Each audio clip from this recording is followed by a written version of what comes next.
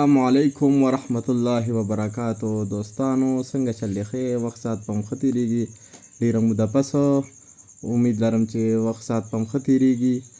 دا موږ به نن دې ویډیو کې تاسو ته ښیو چې موږ یو AC خاص دپاره څنګه تیارو. چې څنګه کتی شئ د شپې نه مې آوټډور وکتل، نو آوټډور ډېر صفا و خو ښکلی پرېښو ته حاجت نه و. نو ما زه بس صرف په دا انر پکې راولو دې ویډیو کې. انر هم وکتل څنګه ګنده و، کولو هم که مکمل او جالۍ هم پرېشر ته ولګوله، ډکنې هم والا شاګردانو شوړو کړې، لګیا کړې. ما ورته جالۍ وینځله، ما چې بس دې څو پورې ډکنې شوړو کوي زه به ورته دا جالۍ پاکه صفا وینځم. جالۍ له هم پرېشر ورکړو، بیا هم مله لیک چک کولې، دا یوګانو طرف هم چک کوله. خو غور سره یې کتلو چې لیک مې خو پکې نه، اکثر پټ پنچري کم لږ ساعت پس ځان ښیي. نو موږ ښه ساعت ایساره کړې وه په ټاپ کې کېښوده، دا بل طرف هم پکې کېښوده. موږ وی چې دا طرف خو لیک نه دې طرف ته لیک چې هغه بیا ډېر زیات نقصان کوي، بیا جالۍ کامیابه نه په کار کې. څنګه چې تاسو کتی شئ مکمل هم ټاپ کې ښکته کړی دی.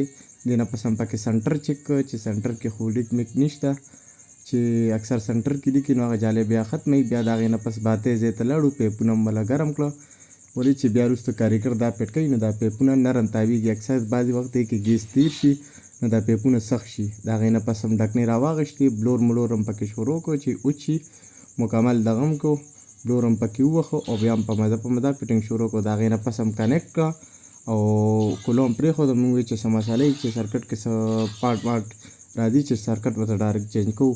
خو دا شکر دی پارټ ماټ پکې نو، او ښکلی چالو ښه ښکلې اوبه مې کولې او ګیس پرېشر هم تاسو کتی شئ برابر و.